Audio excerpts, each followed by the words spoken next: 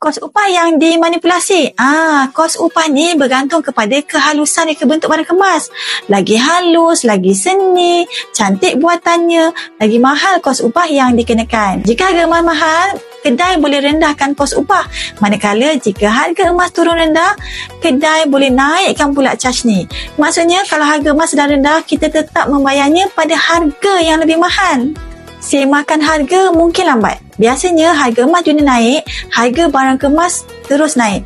Tetapi jika harga emas turun, biasanya kedai emas lambat sikit nak semak harga dan mungkin akan kekalkan pada harga tinggi sampai beberapa minggu.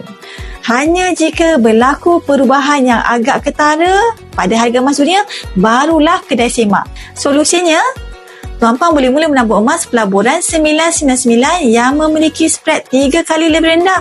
Malah ada jaminan belian balik bagi emas jenama public gold. Pastikan pilih jenama yang diakui kukuh di dalam pasarannya.